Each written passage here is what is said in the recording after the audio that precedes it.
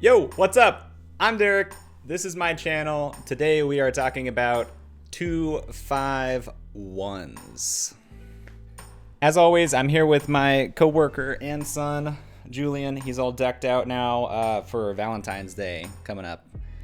So that's going on over here.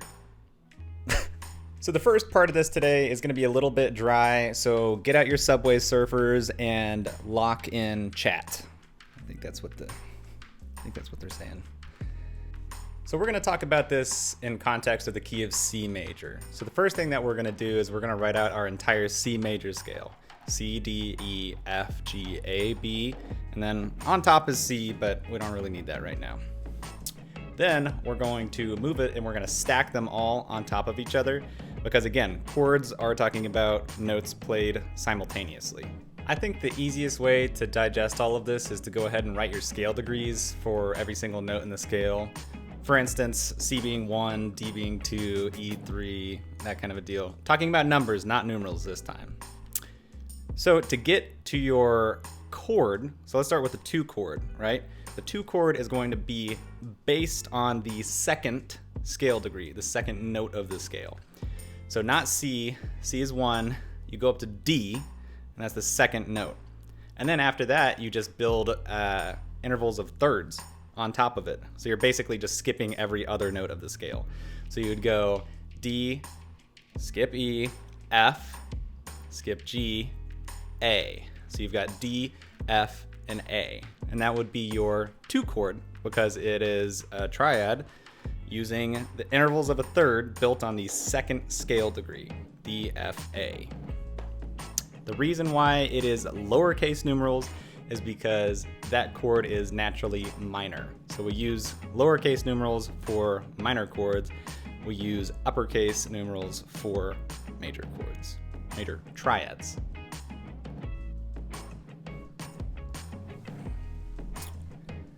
So then for our other 2 chords, to get G, we have to extend the scale a little bit, but we go up to the G, which is the 5th note of the scale, the 5th scale degree, also our 5 chord base.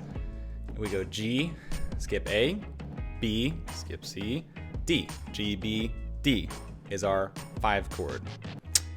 Going back to the 1 now, we've got our C triad. So obviously we start on the 1st scale degree, C, skip D, E, skip F, G. C, E, G would be our 1 chord. Easy peasy. So a lot of times you see little numbers next to the numerals for the chords. Or if you're actually looking at a lead sheet, a little number next to the letter. That would be a chord extension. So basically what you're going to do is you're going to keep extending that chord like we did for like the G chord, right? Because we couldn't get the D in order. We had to extend that scale up a little bit.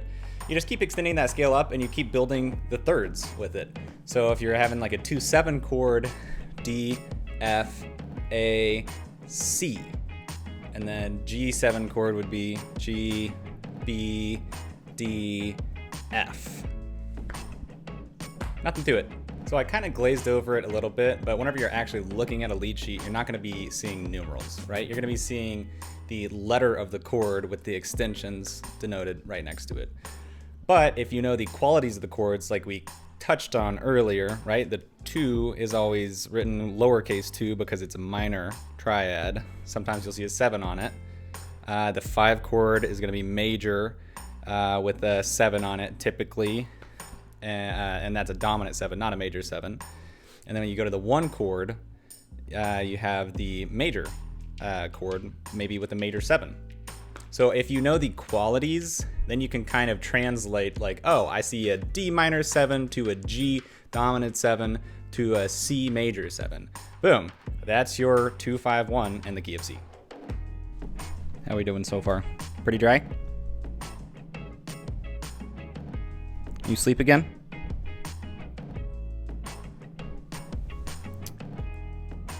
This is what I'm working with. I don't want to do this, but I'm going to talk about chord scale theory again. You got your D minor 7, right? That is going to relate to your D Dorian scale, via the chord scale theory. You got your G dominant 7, which is going to be your G mixolydian scale, and then you've got your C major 7, which is your C Ionian scale. Oh, what do these words mean? It is so easy. It's hilarious in the 251. So, D Dorian, and we're going to move fast here because I have an easier way to digest this. D Dorian is going to be like your D minor scale, but with a major 6th, right? So you got your flat 3, you got your flat 7, but you got a major 6th. You've got your G dominant 7, which is going to be your G major scale, but with a lowered 7, so you got that F natural. And then, of course, you should already know your C major scale, right? Ionian is your C major scale. So, hey, if you just organized all of if you just smush them all together, your D Dorian scale with your G mixolydian with your C Ionian, dude, it is all the same scale. It's all your C major scale. You're just starting on a different root note for each of these. D Dorian is D to D using the key signature of C. G mixolydian is G to G using the key signature of C. C Ionian, again, is just C to C using the key signature of C. Got it? But Father, if it's so easy, then why do my lines sound horrible? The key in a 251 is understanding your resolution tendencies. Going back to the whole topic, the harmony is called functional harmony because it's functioning within the chord structure. It's pushing somewhere, right? So if you understand how you're resolving from chord to chord, that's going to make your lines so much better. So going from the 2 to the 5, going from the D minor 7 to the G7, you've got one note that's going to resolve by a half step. You got a C to a B. Boom. Easy. Sounds good. 7 in the 2 chord to the 3rd of the 5 chord. Remember that. Resolving from the G7 to the C major 7. You've got the F resolves from the G7 chord to the E in the C major chord. You've also got the B in the G7 chord that resolves to the C in the C major chord. Both half-step resolutions, right? So it's tension in one chord resolving to whatever you want to call it, home, I guess, resolution, and the next chord resolving to resolution. That's like defining something using its own. Anyway, that broke me. Sevenths resolve to thirds. Just remember that, okay? It'll help, I promise. And here's where it gets interesting. So what if you just interpret it as you're moving from an area of tension to an area of resolution? And instead of limiting yourself with these 7 to 3rd resolutions, what if you just say, hey, I want to land on a C major chord, and you just start moving half steps, either up or down, from each of those chord tones. So whenever you have all those notes, you start ending up with some really cool chord extensions that you might see actually written down on chords and pieces. But this is kind of how you get there, right? You've got like flat 9s, flat 5s, or sharp 11s, and flat 13s. But essentially, all they're doing is setting you up for a half-step resolution from the area of tension to the area of resolution. Boom.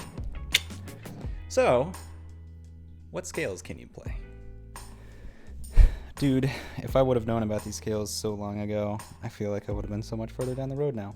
But hey, that's why I'm talking to you. Yes, you, breaking the fourth wall. Now's your chance. Take a leap ahead. So, essentially, we get 2 scales that we can kind of build from these that are super important. If you don't know them, you should, because there's only a few of them, too. You can get your half-whole diminished scale, which is built from the root note. So our area of tension is going to be our G7 chord, right? So G is going to be our root note. And then from there, we just build half step, whole step in pattern until we reach G again. Easy. In theory. I mean, whenever you start to learn it, it sounds like crazy.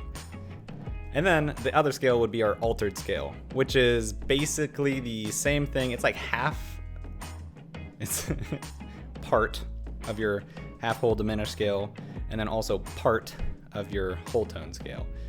But it's essentially just hitting E flat, D sharp, and that one instead. That's kind of the one that it's covering that was missed in the half whole diminished. But these two scales add like a whole bunch of extra notes that you can use from your toolbox. They sound really crunchy over the 7 chords, but they sound really cool if you're able to resolve them correctly into the 1, or, you know, again, our area of resolution here. So I encourage you to learn your altered and half whole diminished scales. It might seem daunting at first, but the payoff is incredible, and your playing is going to sound like so different. It's going to sound so much more mature.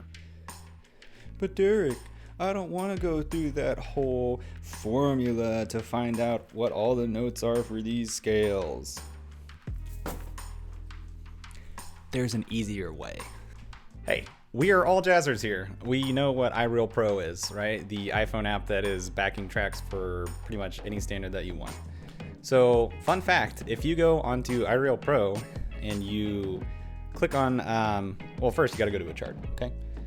Click on a chart, go to the chart, find out a chord that you wanna know what scales you can play over it, hold your finger on that chord, and some sort of menu should pop up, and you can actually have it displayed on the screen what scale is related to that chord.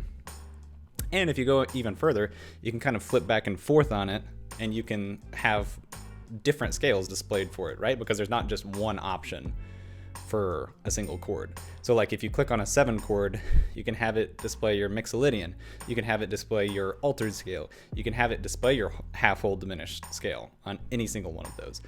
Or, you know, you don't even have to have it be playing in time. You could just use it as a resource to remind you, oh, hey, what are the notes in my half whole diminished scale for the key of A? Boom, find my A7, flip over to the half whole diminished, there it is on the screen. And that sums up our video today on 2-5-1s and jazz. I know it was moving fast, but I just wanted to kind of give you a crash course on it. I'm sure you can find some more resources that go more in depth. You know, like if you go to a music theory class in college, it's gonna take you a while to get through some of the stuff that we covered today pretty quickly, I feel like. So, you know, don't feel bad if it doesn't stick immediately. But I hope you learned something today. If you did and you liked it, hey, like and subscribe. Maybe leave a comment. It does really help me out, and it boosts my ego, which I think is the most important thing. So anyway, happy practicing. Have a good day. Peace. Mic drop. Can't actually do that. I don't want to break my microphone. It's expensive.